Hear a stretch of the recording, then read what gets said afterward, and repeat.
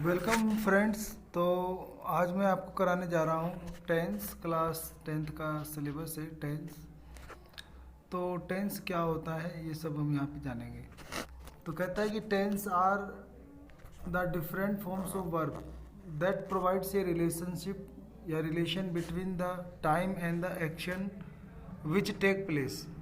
मतलब जो टेंस होता है वो वर्ब की अलग अलग फॉर्म होता है जो हमें बताता है कि समय और एक्शन के बीच में क्या रिलेशन है और कब वो घटित हो रही है। तो वर्ब की जो फॉर्म होती है उससे टेंस का पता चलता है, और जो टेंस होता है उसमें टाइम भी छुपा होता है, इसमें समय का भी पता चलता है। तो वर्ब यानी एक्शन से ही हमें टाइम का पता चल जाता है। तो ऐसी वर्ब जिसके फॉर्म से एक एक्शन और साथ साथ टाइम का पता चले उसे टेंस कहते हैं। ठीक है, आगे लिखा है कि tense can be broadly be classified into three phrases, namely past, present and future.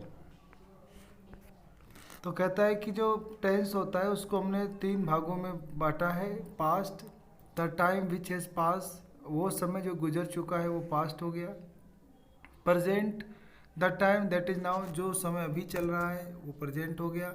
And future, the time to come, जो समय आने वाला है उसको फ्यूचर का गिना जाता है। ठीक है, उसके बाद यहाँ पे लिखा है क्लासिफिकेशन ऑफ टेंस। तो इस टेबल से हमें क्लासिफिकेशन ऑफ टेंस का पता चल जाता है। तो क्या पता चलता है, पहला तो टेंस के टाइप। तो यहाँ टेंस के टाइप लिखा हुआ है पास्ट टेंस, प्रेजेंट टेंस और फ्यूचर टेंस। सबके हमने चार भागों में बांटा हुआ है। तो लिखा है कि यहाँ पे लिखा है the three main tenses so extremely board section of time. तो कहता है कि तीन प्रकार के टेंस होते हैं जो हमें समय के बारे में बताते हैं विस्तार से।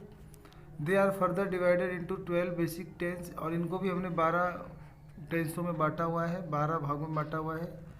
तो पहला है जैसे कि सिंपल यानी past simple, past simple, present simple और फ्यूचर सिंपल।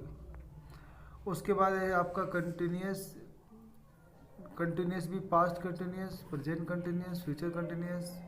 फिर ऐसे ही परफेक्ट में भी पास्ट परफेक्ट, प्रेजेंट परफेक्ट और फ्यूचर परफेक्ट।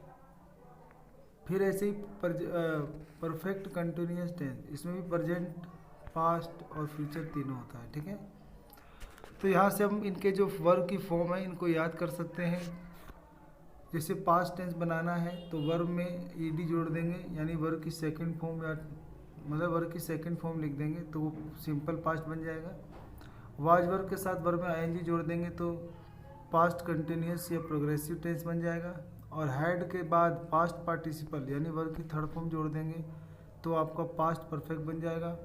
और हैड बीन के साथ वर्ब में आईएनजी जोड़ देंगे तो आपका प्रेजेंट परफेक्ट मतलब पास्ट परफेक्ट कंटिन्यूस बन जाएगा। ठीक है, प्रेजेंट बनाने के लिए वर्ब की फर्स्ट फॉर्म में एस या एस जोड़ देंगे या वर्ब की फर्स्ट फॉर्म छोड़ देंगे तो प्रेजेंट बन जाएगा, सिंपल प्रेजेंट टेंस।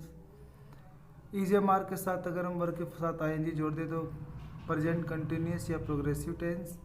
और ऐसी हैज हैव के साथ वर्ब की थर्ड फॉर्म, पास्ट पार्टिसिपल मतलब होता है, थर्ड फॉर्म जोड़ देंगे तो प्रेजेंट परफेक्ट टेंस बन जाएगा। और हैज हैव बीन के बाद अगर हम वर्ब की फर्स्ट फॉर्म में आईएनजी जोड़ दें तो ये आपका प्रेजेंट परफेक्ट कंटिन्यूस बन जाएगा। ऐसी सेल विल के साथ वर्ब की फर्स्ट फॉर्म जोड़ने से फ्यूचर सिंपल टेंस बनेगा। सेल या विल के बाद बी और बी के बाद वर्ब में आईएनजी जोड़ने से आपका फ्यूचर कंटिन्यूस टेंस बन जाएगा। सेल या विल के बाद वर्ब की थर्ड फॉर्म जोड़ने से आपका पास्ट मतलब सेल या विल के बाद यहाँ पे हैव छूट गया है तो हैव के बाद अगर हम वर्ब की थर्ड फॉर्म जोड़ देंगे तो आपका फ्यूचर परफेक्ट टेंस बन जाएगा। और ऐसी एक आखिरी का भी आपको दिख रहा है कि सेल या विल के बाद हैव बीन जोड़ देंगे और आईएनजी तो ये आपका बन जाएगा परफेक्ट कंटिन्यूस टेंस। ठीक है, तो ये पूरा टेंस का मतलब चार्ट है, ये चार्ट आपको पूरा याद कर लेना है, बहुत ही इम्पोर्टेंट है। ठीक है,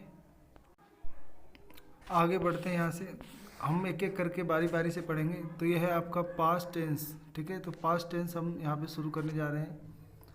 the simple past tense is use to indicate an action. कहता है सिंपल पास्ट टेंस का इस्तेमाल किसी एक्शन को सूचित करने के लिए किया जाता है दैट हैपन, जो घटित हो चुका है, and was completed before the present moment, जो कि अभी वर्तमान क्षण से पहले घटित हो चुका है, यानी हमारे बोलने से पहले जो घटना घटित हो चुकी है वो है आपका पास्ट टेंस। यहाँ पे बताया गया है नंबर लाइन से, मतलब टाइम लाइन से हम सीख सकते हैं। ये आपका प्रेजेंट हो गया, ये आने वाला फ्यूचर हो गया, और इसके पीछे वाला ये पास्ट हो गया। तो यानी इसके अंदर कोई ऐसे एक्शन की बात होती है जो पहले पास्ट में घटित हो चुका है।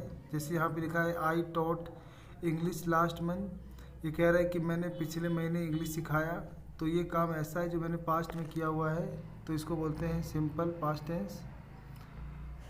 अब यहाँ पे लिखा हुआ है कि the form of verb in the past tense is usually the verb plus ED. तो कहता है कि वर्ब में अक्सर ईडी जोड़ने से जो पास्ट टेंस का वर्ब बन जाता है। यहाँ पे जो जैसे अभी I taught English last month लिखा था, तो उसमें जो टॉट है वो वर्ब की सेकंड फॉर्म है। तो अधिकतर वर्ब में ईडी जोड़ने से भी सेकंड फॉर्म बनती है, थर्ड फॉर्म बनती है। तो हमें सेकंड फॉर्म को कहते हैं पास्ट टेंस। जैसे लिखा है पास्ट सिंपल टेंस, जैसे लिखा है कि she danced to her favourite song. तो यहाँ पे जो डांस्ड है उसमें देखो ईडी जुड़ा हुआ है डांस में। तो डांस मतलब वर्ब में डी या ईडी जोड़ने से ये आपकी सेकंड फॉर्म बन गई है। तो ये आपका पास्ट सिंपल टेंस है।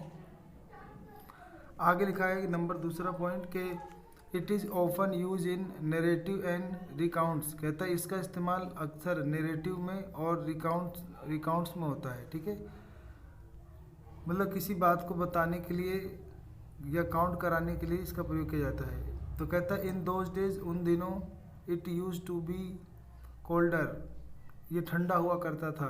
तो ये हम किसी पास्ट के बारे में जिक्र कर रहे हैं, तो उसके लिए इस टेंस का यूज होता है। तीसरा यहाँ लिखा हुआ है कि it can also be use to talk about old habits. ये ना पुरानी आदतों के बारे में बताने के लिए भी प्रयोग किया जाता है। जैसे आई यूज्ड टू, तो देखो यहाँ पे I use to pick my nose when I was 6।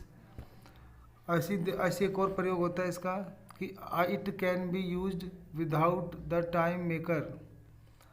तो इसके अंदर कह रहा है इसका इस्तेमाल बिना समय को जिक्र किए हुए किया जाता है। इसका इस्तेमाल भूतकाल की आदत के बारे में बताने के लिए किया जाता है। तो I learn Spanish in Madrid, तो कह रहा है मैंने मैड्रिड में स्पेनिश सीखा। तो इसके अंदर बिना समय के बारे में कोई घटना बतानी हो तो उसके लिए इसी टेंस का प्रयोग किया जाता है। आगे यहाँ से कुछ रूल्स लिखे हुए हैं, पढ़ लेते हैं। इंपॉर्टेंट रूल हैं।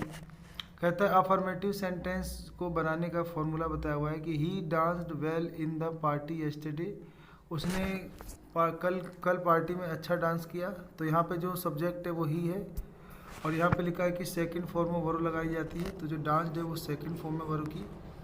नेगेटिव सेंटेंस बनाने के लिए यहाँ पे लिखा है सब्जेक्ट का इस्तेमाल करते हैं, फिर डिड नॉट, फिर वर्ब की फर्स्ट फॉर्म इस्तेमाल करते हैं। क्योंकि ये डिड ही वर्ब की सेकंड फॉर्म होती है, तो आ चुका है, तो अब आगे जो वर्ब आएगी वो फर्स्ट फॉर्म आती है। तो लिखा है कि she did not complete her homework, उसने अभी तक अपना काम पूरा नहीं किया है। ऐसे ही इंट्रोगेटिव बनाने के लिए डिड पहले आ जाएगा, फिर सब्जेक्ट आ जाएगा, फिर वर्ब की फर्स्ट फॉर्म आ जाएगी और अदर वर्ड आ जाएंगे। और इंट्रोगेटिव में क्वेश्चन मार्क जरूर आएगा। तो कहता है कि इंट्रोगेटिव सेंटेंस में did he win the competition yesterday, क्या उसने कल कंपटीशन जीता। तो ये यस नो क्वेश्चन बनाने के लिए हेल्पिंग वर्ब डिड पहले आता है। एक और होता है इंट्रोगेटिव क्वेश्चन जो WH वर्ड से शुरू होते हैं। तो क्वेश्चन वर्ड यानी WH वर्ड आ जाएंगे, फिर डिड आ जाएगा, हेल्पिंग वर्ब, फिर सब्जेक्ट आ जाएगा, फिर वर्ब की फर्स्ट फॉर्म मेन वर्ब आ जाएगा और क्वेश्चन मार्क होगा तो वो आ जाएगा। तो बना है कि when did mother bake this cake, कहता है कि माता जी ने ये केक कब पकाया। तो इसके अंदर हमें कोई समय के बारे में पूछा जा रहा है, तो WH वर्ड इस्तेमाल होगा, फिर हेल्पिंग वर्ब आएगी, फिर सब्जेक्ट और वर्ब की फर्स्ट फॉर्म के बाद अदर वर्ड और क्वेश्चन मार्क आएगा। ठीक है, तो यही फॉर्मेट होता है, इसका याद करेंगे। ठीक है, तो मिलते हैं अगली वीडियो में जहाँ पे हम पास्ट कंटिन्यूअस टेंस पढ़ेंगे।